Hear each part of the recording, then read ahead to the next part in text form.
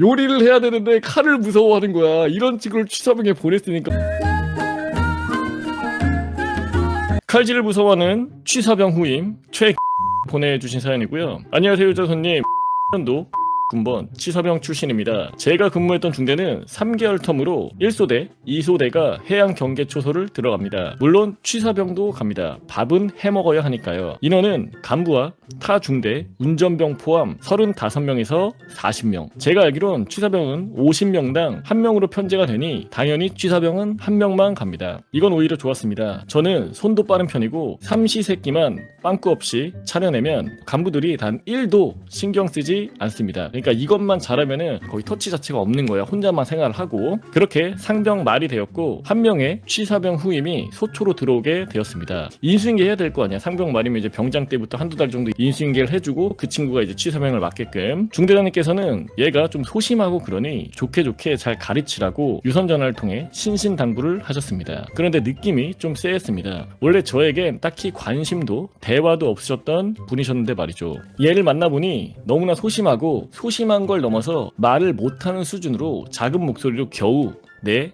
아닙니다. 이 정도밖에 못하는 한마디로 문제가 있는 아이였습니다. 그러니까 뭔가 성격적으로라던가 이런 부분에서 좀 문제가 있다고 느낀 거지. 키는 170 중반에 몸무게가 40kg 후반, 50kg 초반인 삐쩍 마른 몸에 어깨와 몸은 항상 축 처져 있고 군데군데 흉터들도 보이는 딱 봐도 문제가 있어 보였습니다. 근데 170에 만약에 40 후반 50이면은 멸친 거야. 아무튼 간에 어디 아픈 친구 같고 분위기가 너무 어두워서 뭘 가르치려고 해도 대답도 못하고 지켜보는 제가 다 불안했습니다. 너무 답답한 저는 며칠 후 대대 행정병에게 사정사정 물어보니 기록상으로 이 친구가 중고등학교 때 6년 내내 왕따에 폭력에 그리고 가정사도 말이 아닌 겁니다. 아무리 봐도 공익이나 치료시설에 가야 할 친구인데 의사 표현을 거의 못하고 그냥 가라니까 입대하고 일반병으로 있기에는 힘들고 취사병으로 보내버린 것 같습니다. 이야기를 듣고 보니 한편으로는 너무 안타깝기도 하고 편하게 해주려고 최대한 노력을 했습니다. 타일른 거지. 잘 좀 얘기하고 군생활 좀 잘 적응해라. 왜냐면 이제 조만간 가야 되니까 무슨 문제가 일어나면 안 되잖아. 아무튼 간에 며칠 몇 시간을 붙잡고 대화하고 친해져 보려고 노력하였으나 아무래도 군대고 선임이고 힘들었겠죠. 소극적이고 정말 말 한마디도 못하는 애한테 제가 어떻게 요리를 가르치겠습니까? 좀 많이 답답했던 것 같아요. 문제는 취사병이면 칼질이 기본인데 얘가 칼을 무서워합니다. 요리를 해야 되는데 칼을 무서워하는 거야. 이런 친구를 취사병에 보냈으니까 얼마나 답답하겠어. 제보자 같은 경우에는. 특히 부식으로 고기가 들어오면 살짝 얼어있는 상태에서 중식도로 탕탕 내리쳐서 잘라야 하는데 제가 시범을 보이고 해보라고 하니까 본인 손가락이 잘릴 것 같은 자세로 고기를 썰길래 너무 놀란 나머지 저는 감정이 격해져 너 이렇게 하면 네 손가락 잘리는 거야. 아유 어떡하지? 라며 좀 심하게 욕설을 해버렸습니다. 아무리 이것저것 잘 알려주려고 해도 알아듣지도 못하고 어설프니까 본인 딴에는 좀 많이 답답했는지 이게 확 튀어나온 것 같아. 충분히 약간 나 공감은 돼. 그 이후로 전 며칠간 가르치는 걸 포기하고 그냥 옆에 세워두고 궁금한 거 있으면은 물어보라고 하였습니다. 소위 말해 투명인간 취급하고 제 일을 하였습니다. 얘 가르치다가 내 일까지 못해버리니까 일단 내 거부터 진짜 하는 거야. 당연히 그 후임은 물어보는 거 없이 멀뚱멀뚱 서 있기만 했습니다. 세상 불쌍하고 암울한 표정으로 말입니다.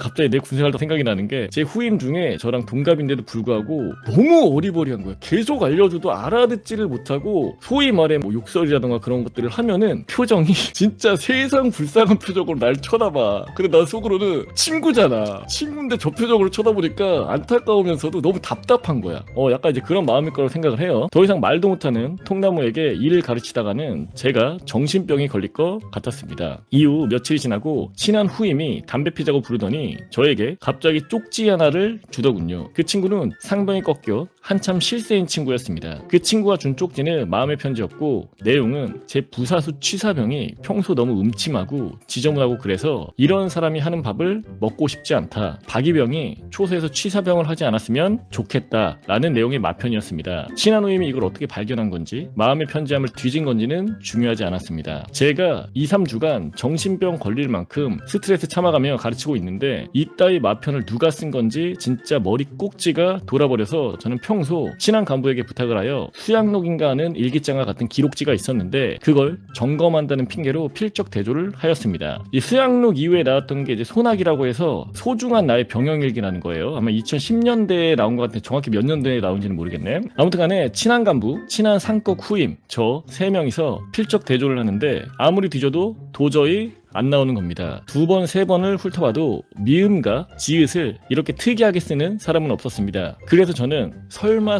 하면서 부사수 취사병의 필적을 살펴보니 맞는 겁니다. 소름이 돋았습니다. 저는 너무나 놀라고 배신감이 들었지만 일단은 확인을 해보자는 마음으로 일과 시간이라 잠겨있는 싸지방 문을 열고 취사병 후임과 1대1 면담을 하였습니다. 그러니까 처음에는 상상도 못했겠지. 얘가 마음의 편지를 쓸 거라는 건 말이 안 되잖아. 본인 스스로도 이래저래 나름 배려하고 이것저것 잘 가르쳐 줬음에도 불구하고 처음엔 계속 부정을 하더니 제가 증거와 상황 설명 등을 하니 울면서 실토를 하였습니다. 땡 상병님이 전역하면 저 혼자서 다 해야 하는데 요리를 해본 적도 없는 제가 혼자서 이 일은 못하겠고 초소가 너무 무섭고 요리가 맛도 없을 거고 그런 제가 어떻게 혼자서 합니까?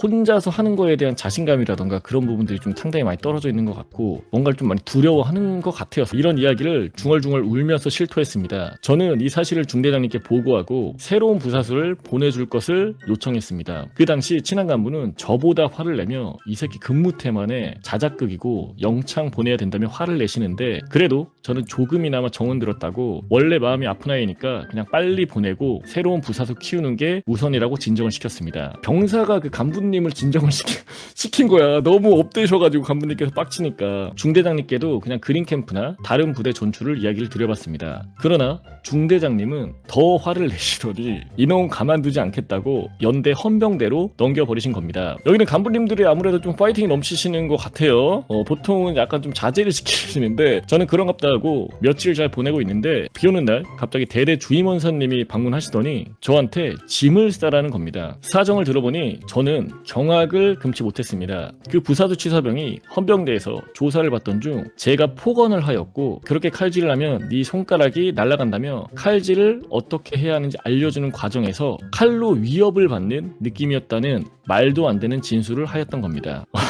뒤통수를 맞은 건가? 아무튼 간에 좀 당황스러울 것 같아요. 헌병대에서는 그 아이의 자작극보다는 이런 일이 왜 일어났을까 하는 경위조사에 초점을 맞춘 것 같았습니다. 그 친구도 기회를 노린 건지 이야기를 하다 보니 그렇게 된 건지 저는 피해자가 되어 있었고 어느새 사단 헌병대 영창에서 만창을 살게 되었습니다. 당시 14년도에서 15년도에 군대 사건 사고가 많아서 뭐라도 걸리면 바로 만창의 중징계가 떨어지는 시기였고 만창을 피할 수가 없었습니다. 지금 와서 생각해보면 그런 아이임에도 어떻게든 사람 만들어 보겠다고 붙잡고 가르치던 저도 안타깝고 중고등학교 때 왕따 폭행, 복잡한 가정사까지 가지고 있는 딱 봐도 마음이 아파 보이는 아이를 현역으로 입대시킨 나라도 한편으로는 원망스럽네요.